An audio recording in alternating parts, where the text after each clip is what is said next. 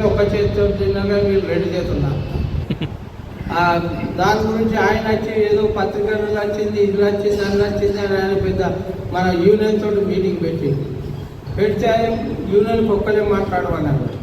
సరే మన general secretary మాట్లాడండి, ఆయన మాట్లాడండి ఇటు జనం వీళ్ళంతా మాట్లాడండి. మన యూనియన్కి ఒక్కరు మాట్లాడండి, నలుగురే యూనియన్ 4 యూనియన్ల నుండి మాట్లాడినాక నేను మాట్లాడుతున్నాను టీచర్. నేను లేచిన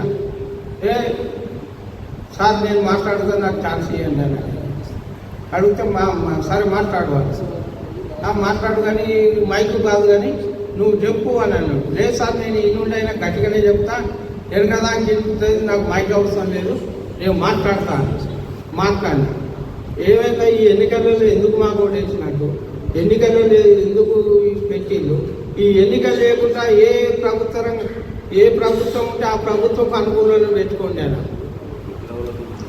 ఈ పద్ధతిలో మనం చెప్పడం జరిగింది. పెట్టండి ఏది ట్రాన్స్ఫర్ అయినా వాళ్ళే, ఏదైనా వాళ్ళే. అసలు గుర్తింపు సంఘానికి కోడ్ ఆఫ్ డిసిప్లిన్ లేదు, ఏది లేదు. ఇది ఏం కథ? ఇగో ఇది పద్ధతి నడుస్తూ ఉన్నది అని.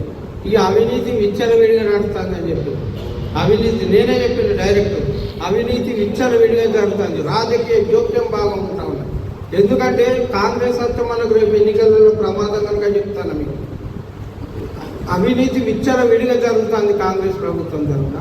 కనుక మనం ఈ అవినీతి మీద మీరు ఎంక్వైరీ చేయండి. ఎవరిని అబ్బా సొమ్మని 30 కోట్ల రూపాయలు గోదావరికంలో కాంప్లెక్స్ కడతాను, షాపింగ్ కాంప్లెక్స్. 30 కోట్లు కంపెనీ ఇచ్చింది.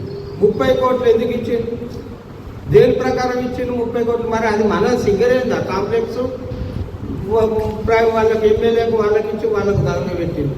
ఏంది కథ? దీని మీద ఎంక్వైరీ పెట్టండి అని అడిగి. అదేవిధంగా సమ్మక్క సారక్క జాతర 3.5 కోట్లు పెట్టింది గోదావరిగా. అవును, అన్ని ఏరియాలలో చేస్తలేరా సమ్మక్క సారక్క? అన్ని డివిజన్లలో మనం చేస్తాను కదా. ఇక్కడ ముగ్గురు పోచమ్మ, ఆడ మన మందమర్ల, అన్ని ఏరియాలో చేస్తాం. మరి వీటికి ఎందుకు ఇవ్వాలి డబ్బులు అని అడిగినాం. ఇవన్నీ అడిగినాం. అడిగితే చలో అని ఆ పిఎన్ పిలిచిండు, కిషన్ రెడ్డి పిఎన్ పిలిచి నీ పేరేంది అన్నాడు. పేరు చెప్పిన Veerabhadraiah, deputy general secretary AITC అని చెప్పినాక సరే ఆయనతోటి మీటింగ్ అయినాక మాట్లాడండి. ఐటీ అడిగినాం. ఐటీ సార్ ఈ కార్మికులకి ఇవాళ జనప్రసాద్ ఇచ్చిండు, అందుకోసమే చెప్తాను.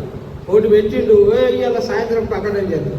పిచ్చోడాలి నోటిఫికేషన్ వచ్చింది, ఇవాళ మధ్యాహ్నం వరకు రావచ్చు. నోటిఫికేషన్ వచ్చింది. గతంలో మా ప్రభుత్వం ఇవాళ ప్రకటిస్తుంది, ఐటీ ప్రకటిస్తుంది, మెడికల్ బోర్డు ప్రకటిస్తుంది, అదేవిధంగా మారు పేర్లు ప్రకటిస్తుందని వాట్సాప్లో గ్రూప్లో చూడొచ్చు మీరు చాలా పెట్టి.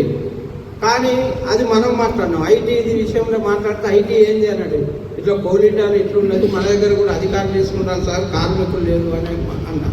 అంటే సరే పిఏని పిలిచి నాతో మాట్లాడించి మొత్తం డీటెయిల్స్ తీసుకొని సరే మేము దీని మీద మేము తగిన చేస్తామని చెప్పి ఇక మనం, ఎందుకంటే అక్కడ జనప్రసాద్ ఉన్నాడు మాట్లాడాలి. ఇక ఏదో ఇవ్వాలని ఇచ్చిండు కావచ్చు స్టేట్మెంట్ అనుకుంటా. సరే ఏదేమైనా కానీ అతి ప్రమాదకరమైనటువంటిది సరే. ఎందుకంటే రాష్ట్ర పార్టీ నిర్ణయం మేరకు మనం పనిచేయవలసింది. ఎందుకంటే ఇక్కడ ఒక్క కన్నే చూడం కదా, ఈడ మనకి యూనియన్ రైవల్